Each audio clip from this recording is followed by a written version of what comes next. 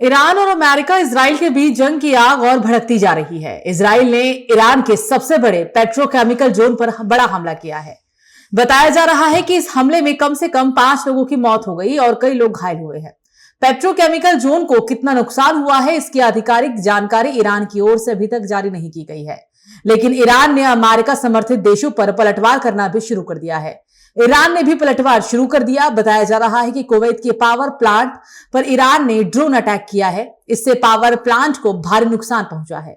इसके बाद कुवैत को पावर प्लांट की 2 यूनिट को बंद करना पड़ा है। कुवैत के विद्युत, जल और नवीकरणीय ऊर्जा मंत्रालय की प्रवक्ता ने बताया कि ईरानी ड्रोनों ने देश के 2 बिजली और जल शोधन संयंत्रों को भारी नुकसान हुआ है और 2 बिजली उत्पादन इकाइयों में बिजली गुल हो गई है। हालांकि उन्होंने आगे बताया कि ईरान के इस हमले में कोई हताहत नहीं हुआ है। यह हमला कुवैत में बुनियादी ढांचे को निशाना बनाकर किया गया है।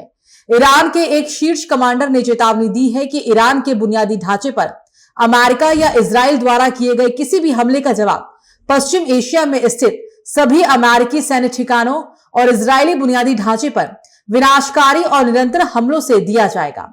समाचार एजेंसी शिन्हुआ के अनुसार ईरान के खातम अल अनबिया केंद्र मुख्यालय के मुख्य कमांडर अली अब्दुल्लाही ने शनिवार को यह चेतावनी जारी की, क्योंकि अमेरिकी राष्ट्रपति डोनाल्ड ट्रंप के द्वारा ईरान को हॉर्मुज स्ट्रेट खोलने के लिए दी गई 10 दिन की समय सीमा सोमवार को समाप्त हो रही है। ईरान अमेरिका की जंग के बीच अब्दुल्लाही ने कहा, लगातार हार स्वीकार करने के बाद अमेरिका के आक्रामक और युद्धप्रिय राष्ट्रपति ने एक हताश, घबराए हुए, असंतुलित और मूर्खतापूर्ण कदम में ईरान के बुनियादी ढांचे और राष्ट्रीय संपत्तियों को निशाना बनाने की धमकी दी है। उन्होंने कहा कि ईरान सशस्त्र बल देश के अधिकारों की रक्षा और राष्ट्रीय संपत्तियों की सुरक्षा में एक पल भी नहीं हिचकिचाएंगे और हमलावरों को उनकी औकात दिखाएंगे। शनिवार को social media platform truth social पर एक पोस्ट में ट्रंप ने लिखा, याद है जब मैंने ईरान को समझौता करने या हॉर्मुज जल डमरू मध्य खोलने के लिए 10 दिन का समय दिया था। उन्होंने आगे कहा कि समय खत्म हो रहा है, 48 घंटे बाद उन पर कहर टूट पड़ेगा।